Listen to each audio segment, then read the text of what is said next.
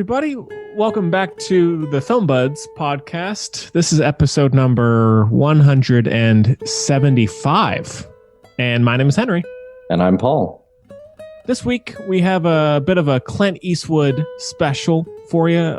We have a review of The Mule from 2018, or should say two Clint Eastwood directed films, The Mule, and then Unforgiven from 1992.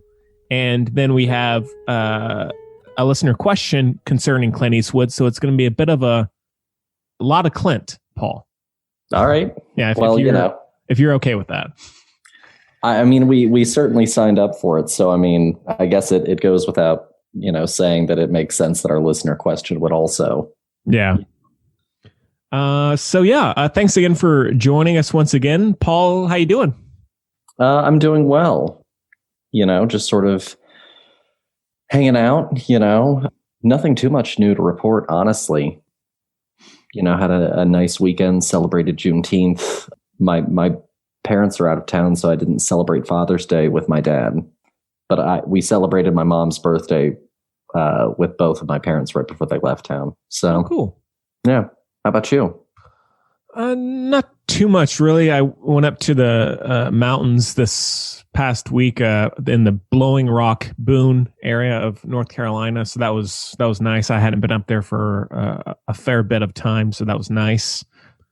And other than that, yeah, kind of same here, kind of uneventful, unexciting, but a good week, sturdy week.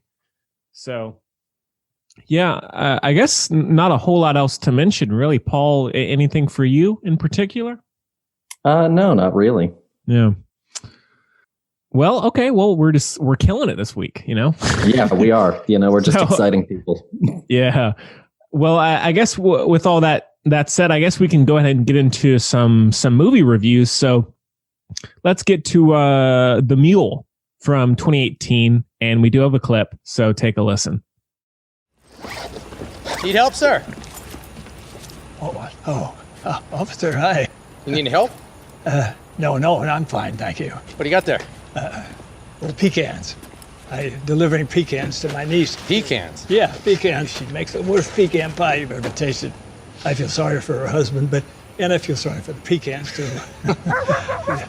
Oh, I don't know what's wrong with him now, but this dog has to pee every 15 minutes. Dogs. Okay, so The Mule is directed by Clint Eastwood, and it also stars Clint Eastwood, Bradley Cooper, Michael Pena. Oh man, this is all mixed up. Let's see.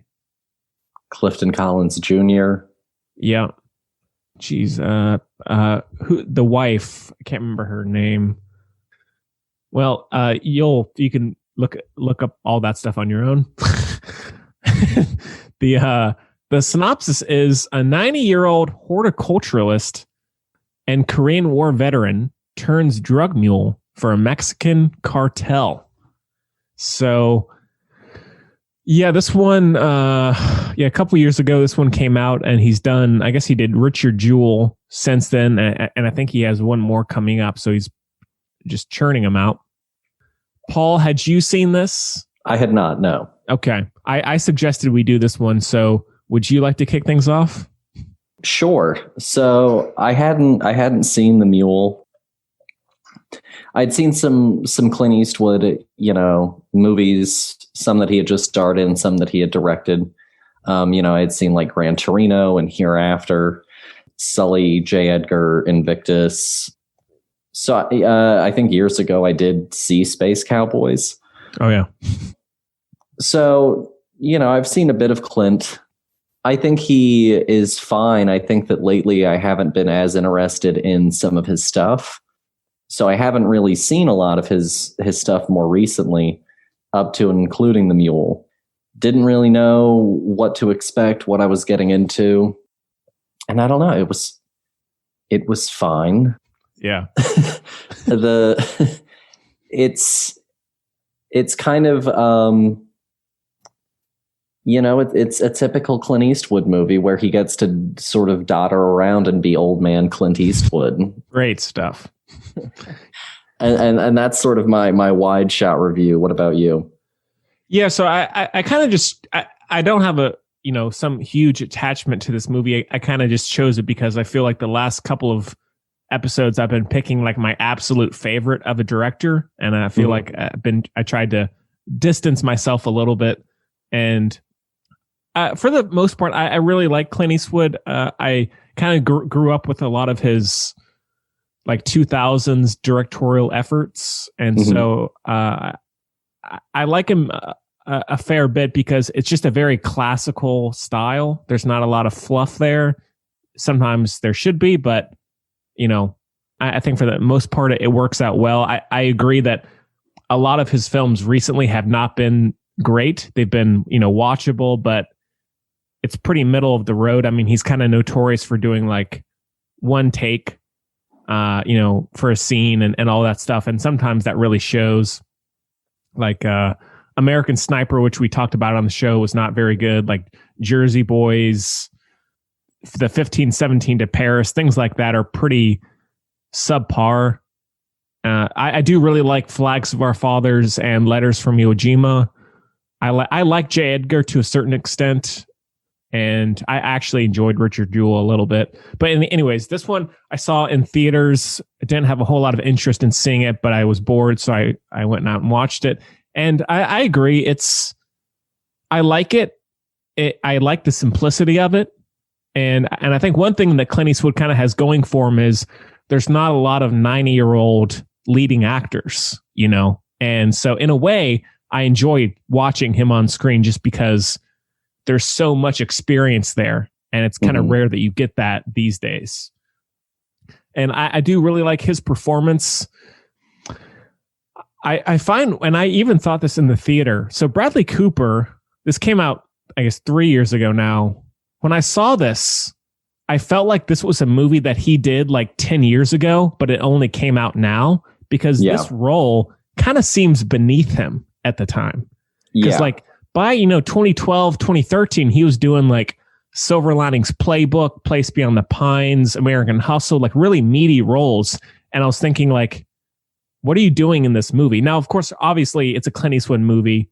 If you want to just be in it for that reason, that's fine. And he had been in American Sniper as well before this, but I agree. It kind of coasts along. There are moments I like about it, and it's probably slightly better than a lot of his films right before this.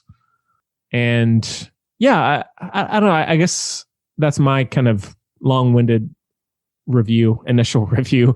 And again, it's not one I chose it because I didn't have a big attachment to it, just because I kind of wanted to look at him from a more of an objective perspective. No, I completely get that. I completely get where you're at with Bradley Cooper. I mean, this wasn't too far off from like A Star Is Born. This is after Rocket Raccoon. Like, we're dealing with like definitely A-lister sort of, Bradley Cooper. So I have no idea why he's in this movie, especially since it's not a very meaty part. It's a very by the numbers procedural FBI guy kind of role. For him and Michael Pena both. Honestly, it's even a little bit below. It's a little bit, not saying that any actor is below anything, if the part's right, and a good part, then it's a good part. But like, these were three very generic FBI guy boss, FBI guy lead, FBI guy second. And you waste Lawrence Fishburne, Michael Pena, and Bradley Cooper in all three of the parts. They waste Andy Garcia over as the gang leader of the cartel or whatever. Right.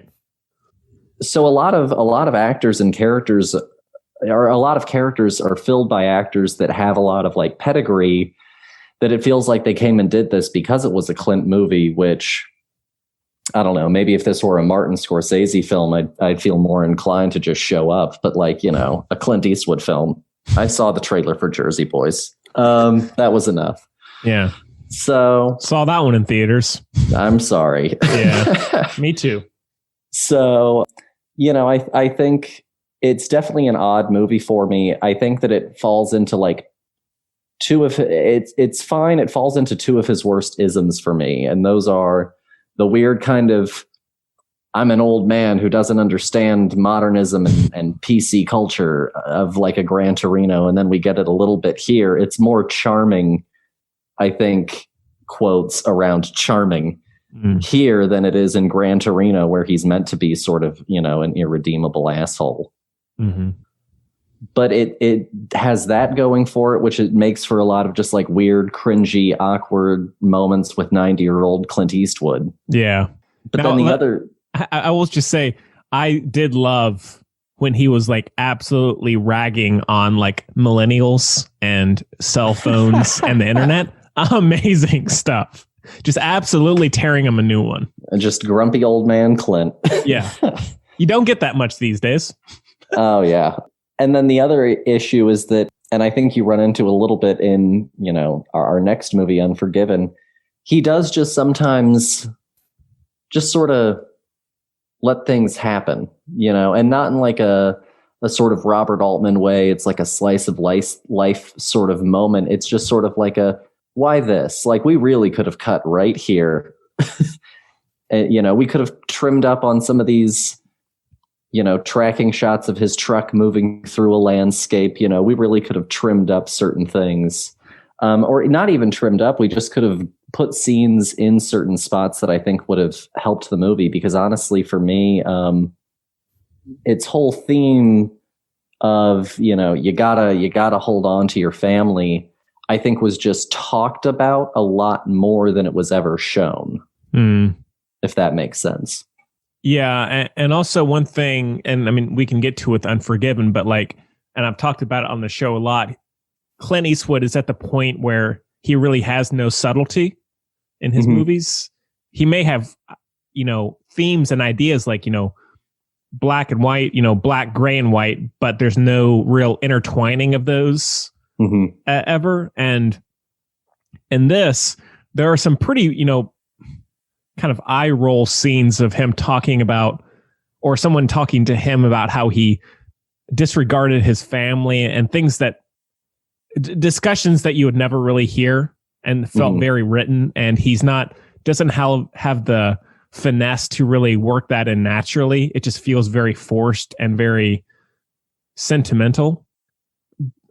And so, I don't know. There are touching moments, I think, and I enjoy him getting involved with the cartel and just showing him doing these drug runs. And I kind of like even if it's fairly simple, I like how the relationships kind of develop a little bit over time. And not that you would want to be friends with these people, but it's in a way kind of charming to see this like 90-year-old guy just talking and joking with these like drug dealers in a way. And yeah, I feel like I had something kind of big to say, but it'll come to me in a second, I think. No worries. No, I think for me, I did enjoy those little bits of him, interacting with other people. And that's sort of, that leads me into one of my things that I think could have improved this movie for me, which is that I needed the movie, I think, to focus up on certain things a little bit tighter and let some other things sort of fall aside, to better serve the theme of it, because I think that we cut away to like his family and him interacting with his family and him interacting with his community. And we have a few scenes of him with some of the guys, mostly at the garage. We have him having lunch with his handler, like once. And then we have like the party scene.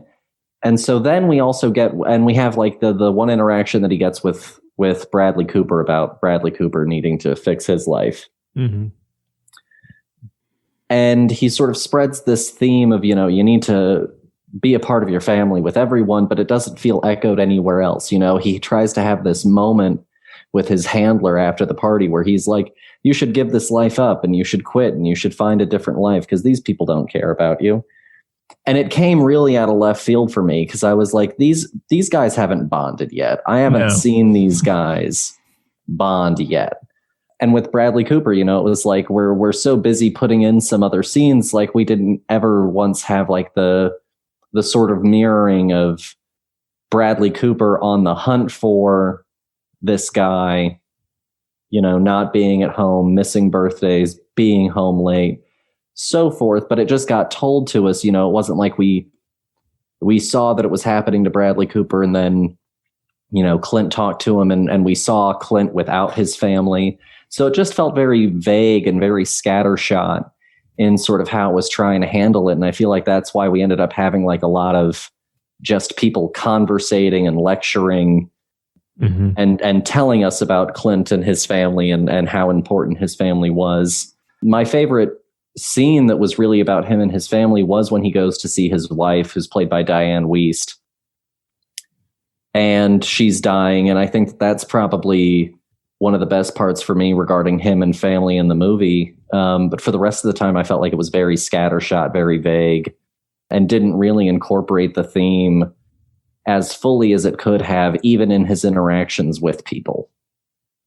Yeah. And also with the handler subplot or storyline, not only is it not set up as to how they've been bonding, but also there's no payoff really for that at the end. No, yeah. The last scene that you see the handler in is when they're in the woods and there's that threat of violence. And I guess that scene is meant to be, okay, he's made his choice. He's staying with the cartel, but it's not satisfying enough to where you're like, you see him make that decision in his mind. Like, okay, I'm disregarding what Clint said. I'm staying with this group. And so there's no setup. There's no scenes of them talking together and Clint Eastwood saying, maybe this guy is smarter than, he looks or doing something more than is expected of him, but there's not that. And so that could easily have been lost. And I do like the scene at the end where he's in court and he just says guilty. Like he just says, yeah, I've done it. That's it. And even though it is kind of fairly on the nose, I do like the line that he gives of he could buy everything but time. I think that works well. And I think there are moments with Clint Eastwood in his performance that are touching. And you see that kind of classic Clint Eastwood performance come through, which I like. Yeah. Also, one thing across really all of his movies, I really enjoy Clint Eastwood's scores. So some people don't, but I really, it's like sometimes just simple piano or guitar, and that's something I always enjoy. No, yeah, his movies are pretty unfussy, and their pacing is very unfussy, and I think that sometimes that can be a good thing, and sometimes that can be a hindrance to varying degrees. And here, I don't think it hurt the movie, but I also certainly don't think it helped it in any way either. Yeah. I like the scene where he's with the drug sniffing dog. I like that scene where he gets pulled over. I enjoy that. And yeah, I mean, for me, you're talking about there could have been fewer scenes of him driving across the desert, but I think for the most part, I just enjoyed being with Clint Eastwood in the truck. I just like seeing him do his thing. And I think that when he got involved more with the cartel, that's when it became less interesting and more generic for me. And I think also the pacing kind of it kind of dragged at that point. I just wasn't as interested in all of that. And so I enjoyed the simplicity of the first half where he is kind of growing within the cartel and just driving around. Yeah. No, I completely agree with that. I think that I'd have almost enjoyed it more if it had been this weird sort of slice of life movie that never got too complicated. And it was just this weird story of this, this old guy just making friends in criminal land. And like, what the hell is that life like? Yeah. I think that it would have been, for me, a slightly more enjoyable experience. Because the FBI stuff all that stuff is just a really big kind of like bland procedural. Like it's easily the most dull part of the movie. Yeah. And now one small logic issue. So towards the end of the movie, the FBI or DEA are trying to track down, because he drives a black truck, and so they're stopping a ton of black trucks on the highway. Why don't they just paint the truck a different color? Of all the resources and the money that they have, I feel like they would say, hey, let's paint it white. Let's paint it blue. And I feel like that could be done fairly easily. Not a big deal, but I was like, that seems like a cartel. That's like would be one of their first ideas. Here, let's change the color of or let's get you a different truck. Yeah, absolutely. No, there were definitely, a few logic breaks for sure along those lines. Nothing too major, but that's definitely the biggest one of them all. My only other honest big note for the movie would probably just be the daughter, his daughter, finally, accepting her father and deciding that she loves him. For me, came completely out of left field. Yeah, and then sure. I also really enjoy her almost making a joke when he's being carted off to go to jail for the remainder of his. I'm like, what did you really make this joke right now? I guess we'll always know where you are. Oh my God. I couldn't believe it. I was pretty astounded that the movie threw that one in there. Classic Clint comedy, Oh yeah, one weird thing. Did you know that so Tessa, I guess you say Tessa Farmiga, who plays the granddaughter. Mm-hmm. Did you know that she's Vera Farmiga's sister, not daughter? Yeah, it's the younger sister, yeah. Very strange. They really look like they should be mother and daughter, not sisters to me. There is a decent age gap on them. But also, I feel like we've seen Vera Farmiga she has that effect. Certain actors have that effect for me of I've seen you for such an extended period that even if I caught you when you were really, really young and now you're only 40, mentally to me, you're just sort of ancient because I've been seeing you, since I was, knee high to a grasshopper, Yeah.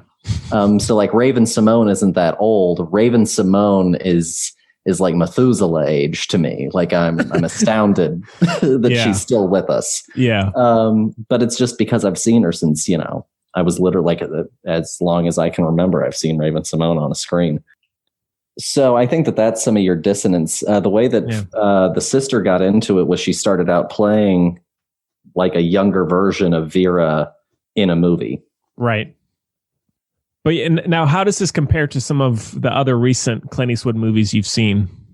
My favorite of if I were to look at his movies, and I also need to look at.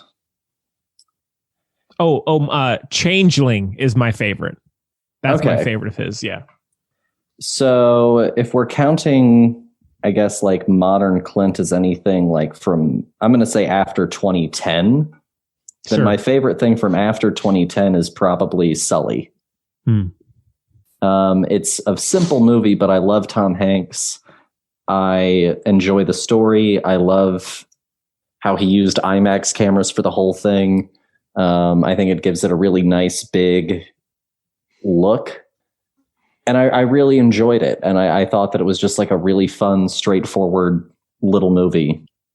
So I really enjoyed Sully probably the most out of everything from 2010.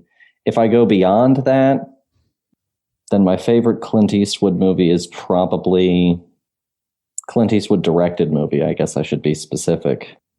Probably Letters from Iwo Jima. Yeah. That's probably my favorite of his overall. Yeah. All right. Anything else about the Mule? No, I don't think so. Yeah. Okay. Out of 5 stars, I'll go a good.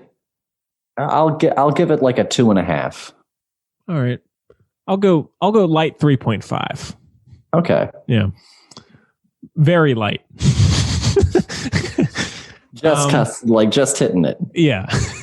You got lucky, Clint. Cool. Well, I guess then we can get on to Unforgiven. And we also have a clip for this, so take a listen. You fat man. Speak up. I own this establishment. Bought it from Greeley for $1,000. You better clear out of there. Yes, sir. Just hold it right there. Hold it!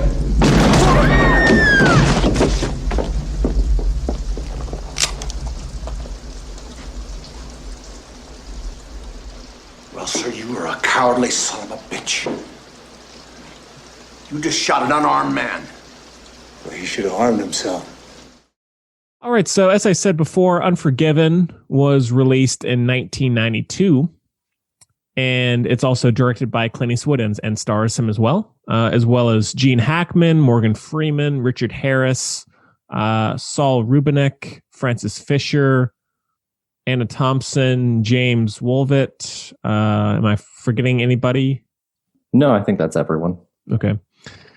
And the synopsis is retired Old West gunslinger William Money reluctantly takes on one last job with the help of his old partner Ned Logan and a young man, the Schofield Kid. So this one, Paul, you suggested we do this. Yeah, so why don't you take it away? Sure. This one, has had quite a shelf life. And, I think I saw it for the first time back in college. And I heard it was like one of these, great Westerns. And I was like, okay, I guess I have to watch it, to be accepted by the cool kids. And at the time I liked it. I didn't love it. And rewatching it, I don't think I'd seen it since then. I feel about the same. I don't love it as much as some people do. I think Clint Eastwood is great in it as well. I mean, everybody's great in it. Morgan Freeman and Gene Hackman. And as people know, I love Westerns, and so that draws me in for sure. Pretty much my only issue with the movie both times is I find the middle kind of drags for me. Yeah. And also, and I feel like this, I'm starting to sound like a broken record here. For some reason, I couldn't get fully invested in the story. I feel like we're a few episodes in now where I'm saying the same thing, but the first time and this time I've watched it, I felt like I was never really in it. But I like the ideas of, the gunslinger kind of dying, like a Red Dead Redemption-esque kind of tale, and also the idea of Western film kind of dying and Western stars such as Clint Eastwood kind of fading out of memory and popularity. And I think all of that stuff is very interesting, and just the good versus evil and how that can be kind of twisted around is quite compelling and emotional. So overall, I think it's solid. It's not one of my favorites of his or one of my favorite Westerns, but I think it's worth a watch, and I see why some people really love it. No, yeah, I think that's pretty fair. I think that's pretty close to where I hit. So I've seen parts of it over the years, but I've never sat down and watched it in one full sitting. So I thought that it was really interesting. I liked a lot of I liked some of the character work. My favorite character of the whole thing was probably, not because he's a good person in any way, but probably was Gene Hackman, just because I thought that he was the most interesting from moment to moment. And I thought that he was the one with like the strongest sort of worldview and sense of things. I think it definitely has a lot of those elements of, sort of the gunslinger at the end of his time, kind of like with John Wayne's The Shootist, or, even with a modern comic book movie like Logan. But it definitely has that issue, again, of it's a slow movie, not even really like a slow burn. It's just kind of a slower movie. And that's a fine choice. There's nothing wrong with that, but it definitely feels like there were moments that could have been tightened up a little bit in the name of runtime, because it's a 2-hour, 10-minute movie. Yeah. Which is not like the longest thing in the world. Yeah. But it needed to be just a little bit more fine-tuned, I think. There were definitely some scenes that just sort of seemed to drag for not much of a particular reason. So yeah, that's kind of where I'm sitting with it for the most part. Yeah. And I thought Clint was just okay in it. Yeah, I mean, in this film, he kind of has that almost like stereotypical Clint Eastwood performance that I guess maybe people try and, joke about now, where it's this very stern, kind of monotone, very grisly kind of delivery. And I think sometimes that works really well, but also at times I can't help but think about the parodies and things like that have been done. And I feel like his performance in this feels a little bit dated at times. And I'll talk about it in what we watched, but I watched Dirty Harry, and that was about 20 years before this. And I think that kind of performance still holds up totally. And so I think that his performance in this is not one of his best. I think it's probably, in terms of his direction, probably one of his stronger ones.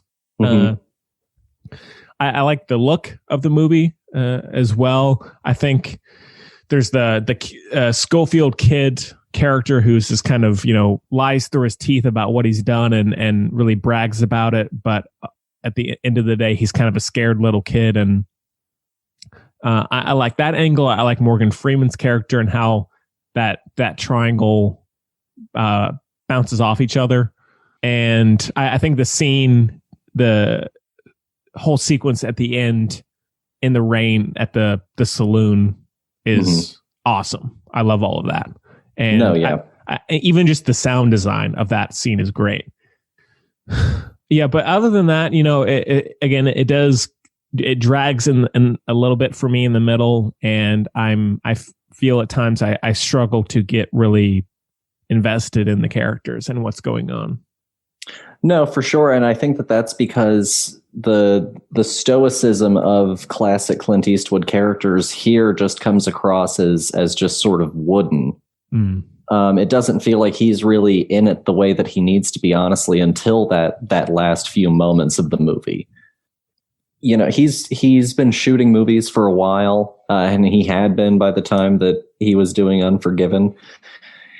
Made his life doing Westerns, and he definitely knows how to make a movie that looks like a classic Hollywood Western and is paced a lot like an old Hollywood Western. But I think that I do think he manages to put some interesting themes throughout the movie. I think it's interesting how, I think the strongest thing for me about the movie is that it's about a sort of trio of characters who are not necessarily meant to be good people. The Schofield kid, even though he's a liar at this point in time, he's pretending to be a killer. You've got Ned, who's a former killer and gunslinger, and you've got Bill, who's a former killer or William, who's a former gunslinger and killer. But slowly the movie really assures you and builds on the notion that the antagonist of the movie is the sheriff of the town. It's Gene Hackman. And they start out by making him, a sort of interesting classic Gene Hackman character of, is he good? Is he bad? He's a little bit in the gray area, but he definitely drifts further and further into the black. And I think that it was a really good arc for his character. And I also like the fact that, Money had a home. Ned had a home. Gene Hackman had a house that had no other family in it, had no one else in it with him. And it was this sort of ramshackle, crooked, leaky, unreliable thing. So I think that he did some clever stuff throughout the movie. But no, it definitely is a harder one to get into. I mean, for a great example, my wife did completely fall asleep during this one. Yeah. She managed to make it through the Mule, but she got pretty cozy while we were watching Unforgiven, and she just completely tapped out during that middle that you talked about, being a little bit slow. Yeah. Also, one idea in the movie that I like is it kind of tackles this idea of someone getting what they deserve, even if they don't always end up getting it. So like someone who, an evil person who should be taken down isn't always taken down, but sometimes others are. And I like how the movie, especially within the Western context, tackles that idea. And I think that's really interesting, and the good and bad of all parties involved. I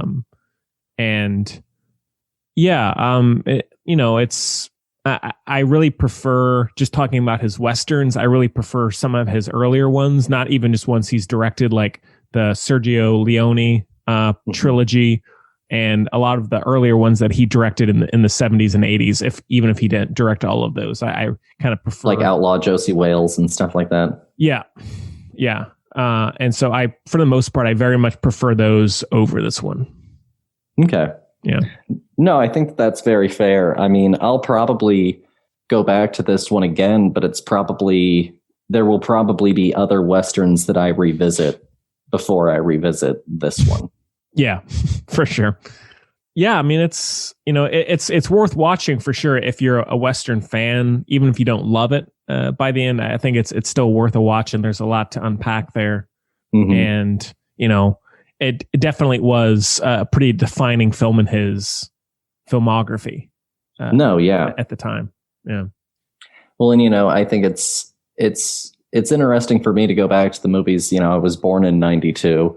So it's interesting for me to go back to movies from when I was born and when I was growing up that, I didn't see at the time, didn't have access to at the time, and compare them to some of the other movies that I have already seen from that time, So it's interesting to think that 1 year after Unforgiven, you have Jurassic Park coming out.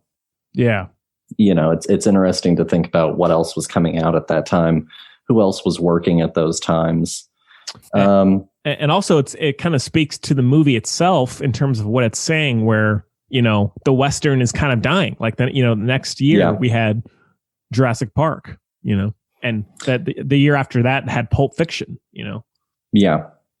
And the cowboy has always been an icon of film. I mean, he was an icon of silent film, and then he kind of had a little bit of a falling out, and then he came back, and then he fell out a little bit, and he never really came back to like full prominence.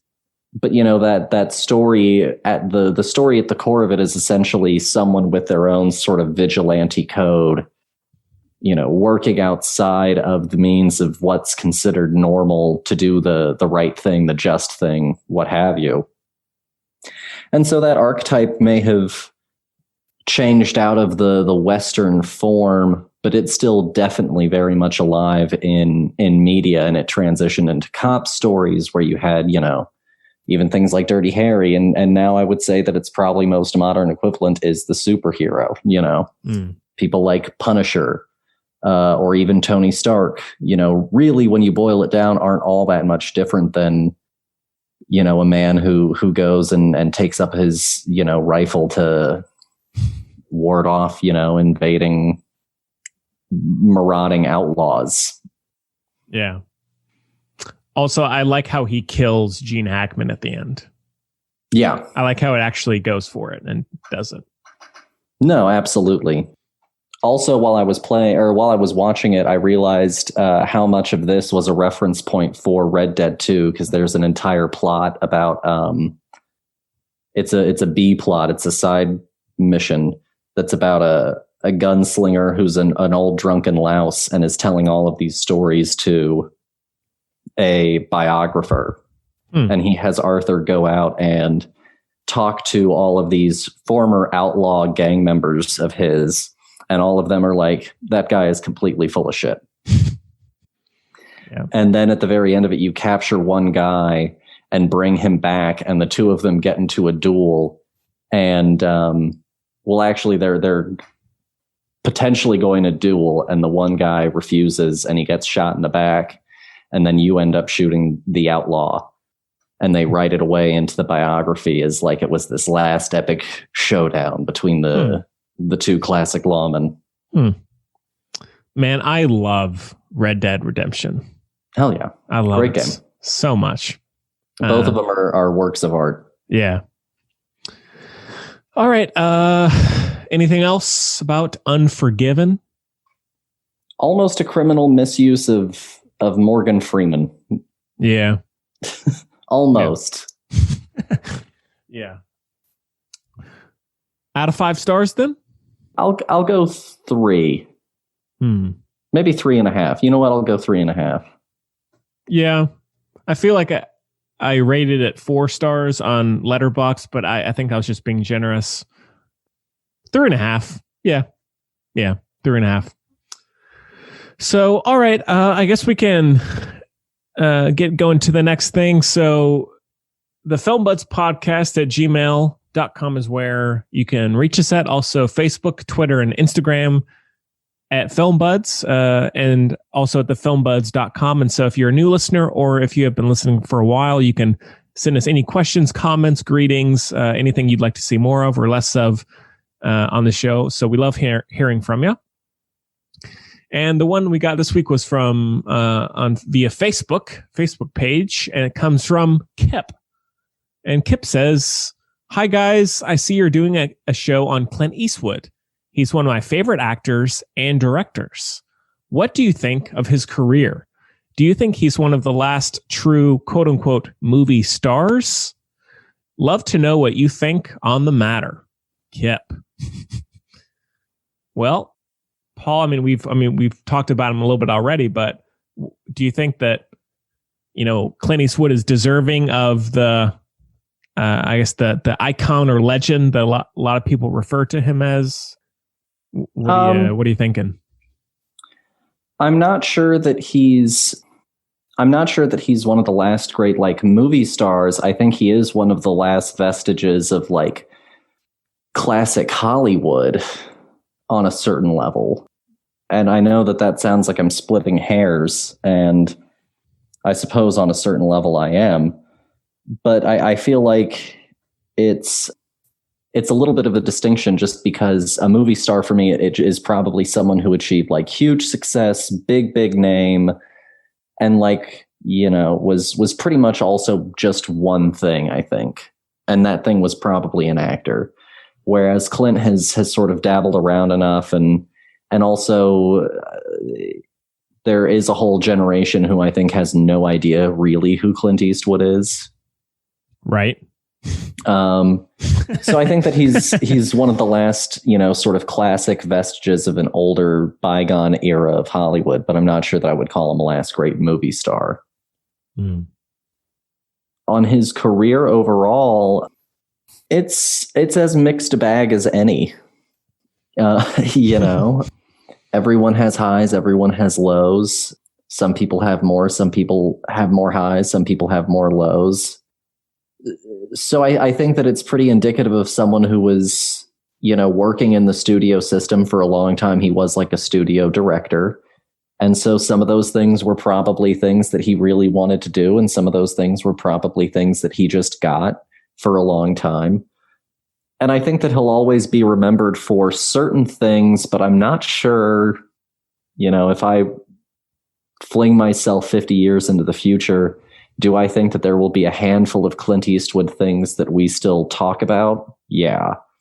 Do I think that we'll be talking about Clint Eastwood still on the same level as we do today? Probably not. And I think that there will probably be other Western... I think that he'll always be known for his involvement really in Westerns. I think that there will probably be specific actors and directors who are known for their overall careers more than Clint. Yeah, yeah, that's a good point. Not to get too morbid here, but I think I will be very sad when he dies. When he's no longer there, I'll be very upset. Even if we're not getting, or even if he's not putting out the best work right now, I'll be very sad when he passes away. I hope that's not for a long time, but he is someone of kind of the aging classic Hollywood that I'm glad he's there, or he's here, and, he did help to kind of, cement or popularize the, some version of the anti-hero rebel character. And I guess he did help to, in some ways, keep the Western alive for a while. And he made some great ones, and really some of the best of all time. And it seems now, in terms of how his films do, he still has an audience. The Mule, I was surprised, made a ton of money. Did it really? Yeah. I'll let me see if I can find it here real quick. Actually, I was very surprised about how much it made. Yeah. So the Mule, for one thing, it had a $50 million budget. That seems way high for that movie. But anyways, and it made $174 million. Oh, wow. Okay. I was expecting it to have made like 25 million, at most. But anyway, so I really have a lot of respect for him. I always enjoy going back and looking at his early roles. Like, Sing Dirty Harry was awesome. And I think there is something about him that is truly unique. And saying Clint Eastwood, it for me at least, it really rings. It just feels very iconic in a way. And I agree that he has his fair share of duds and downers, but I think that he still has a lot of great highs, and he is an icon in a way. And whether that's kind of Hollywood or society kind of building it up when it shouldn't be, I don't know, but I see him really as a pretty iconic figure of Hollywood. And, as you were saying, in 50 years, I don't know. I think there will still be some films that will look back on him and really respect. Maybe not all of his directorial efforts or something like that will be highly regarded, but I think that he will still very much be in the history of Hollywood. Oh yeah, in one way or the other. No, yeah, I just think he'll eventually become a little bit more kind of like at some point, I think he'll almost be like people who, when they really want to get to horror, they then start to learn some horror directors. Yeah. With that kind of thing. They're going to eventually start getting into like Westerns or something like that. And then they're going to land on Clint. Yeah. And, in terms of that, like the Westerns, like the Good, Bad, and the Ugly, that trilogy, like his performance in that and his look in that is amazing on its own. Like he and Sergio Leone, they captured something so special in those movies that I remember the first time I saw them, maybe back in college, I didn't really know anything about them, but I knew instantly that it was something really special. And Clint Eastwood has that thing, that, unique thing that he was able to do over and over through all of those films over the years in the late 20th century. And yeah, I like Clint Eastwood a lot. As you were saying, there's, he's not without his downsides, and lesser works, but there's a lot of great stuff there. No, yeah, absolutely. Do you have I guess like a top 5? Well, of directed or acted, just in general. Well, directed, as I said, it would be Changeling, I think, with maybe Flags of Our Fathers being a second. I love. Is it for a few dollars more, the second one of the Fistful of Dollars? Shoot. It is. So it's the second one. Yeah, for a few dollars more is my favorite of that trilogy. Some people like The Good, the Bad, and the Ugly, but I actually prefer the second one. Okay. I don't know if that's a hot take or not, but and one that's not necessarily a top favorite. I love Escape from Alcatraz. Have you seen that? Mm-mm. That's a cool one. It's like this really quiet procedural of him trying to break out of Alcatraz. It's amazing. Yeah, Letters from Iwo Jima. That's great. I like the Outlaw Josie Wales as well. Pale Rider is good. And Dirty Harry, even though I don't think it's a 5 out of 5, I really enjoyed that a lot, and that was worth the wait. Yeah. What about you? Dirty Harry for sure. These are in no particular, not any sort of category. These are just favorites of mine, either acting or directing. Dirty Harry. I actually am a big fan of Hereafter. I know a lot of people do not enjoy Hereafter. I think it's kind of a weird little quiet movie. I mean, you want to talk about like a slow movie. Yeah. Impossibly slow at times, and definitely not for everyone and not for every mood. But I thought that it was interesting. I liked it. Probably Flags of Our Fathers and Letters from Iwo Jima. Yeah. Play Misty for Me is a good one. One of his early roles. I like that one a lot. You know what? Say what you will. I actually do like Space Cowboys. Me too. And as I said, I really enjoy it when he does his own scores for his films. I really like that a lot. And, I listen to them on my own. And so, yeah, I mean, he's left a lot of work behind him, No, for sure. And a large part of that career is with Warner Brothers. Yeah. So it's interesting. Yeah. All right. Anything else about Clint Eastwood in general? If you haven't seen it yet, go and watch him talk to an empty chair.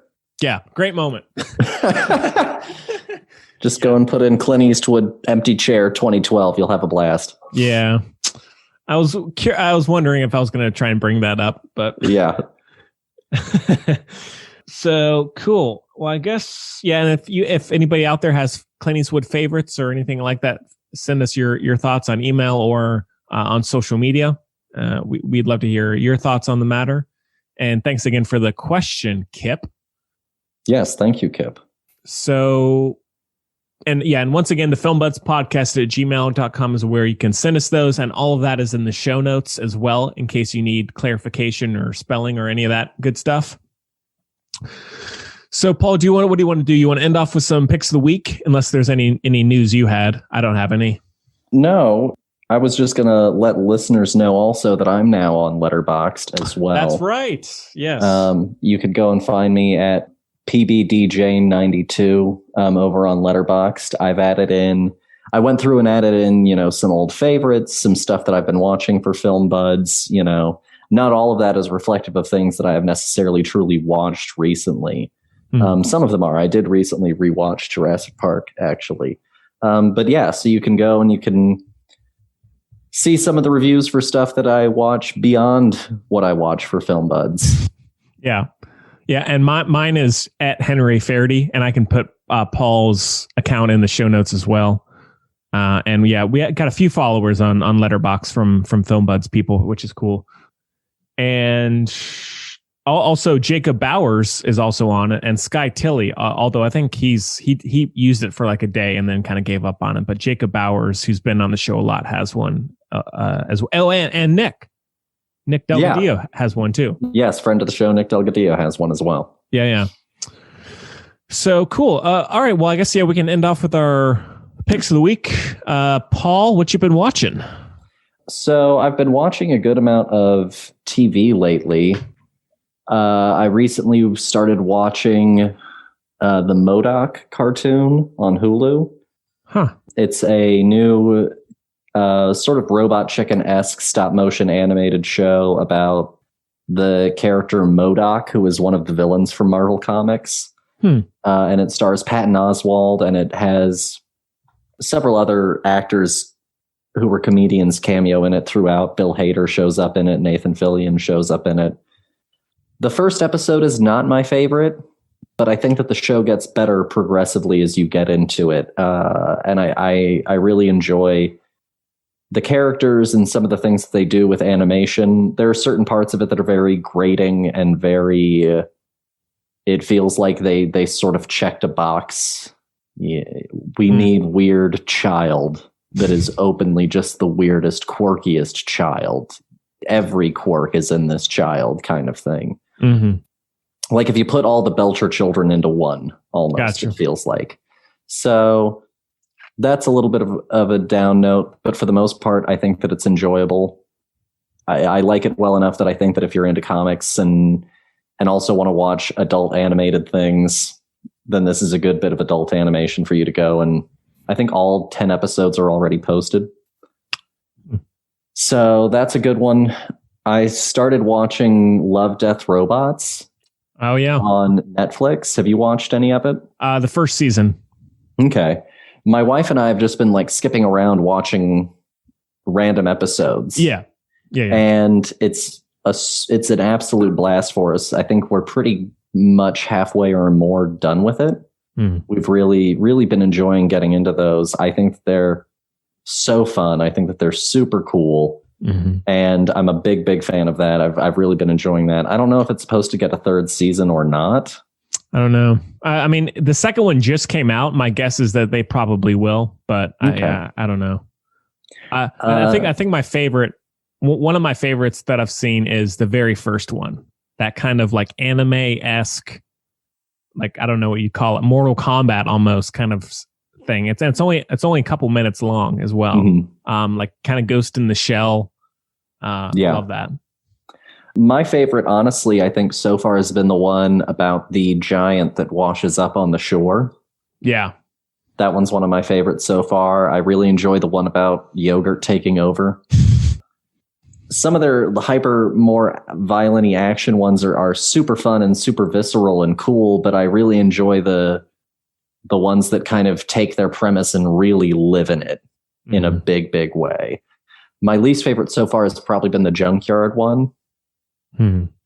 It's about this guy who lives in a junkyard, and like this city slicker comes to push him off, and it's just okay. Yeah. Oh, actually, my top favorite is the one with it's more Ghost in the Shell, where the girl is running through the city. I don't think I've seen this one yet. It's in the first season, and it's about her being chased by someone. That's all I can remember. And I think it's set in like Tokyo or something, but it's awesome. Okay. I'll have to give that one a look then. Yeah.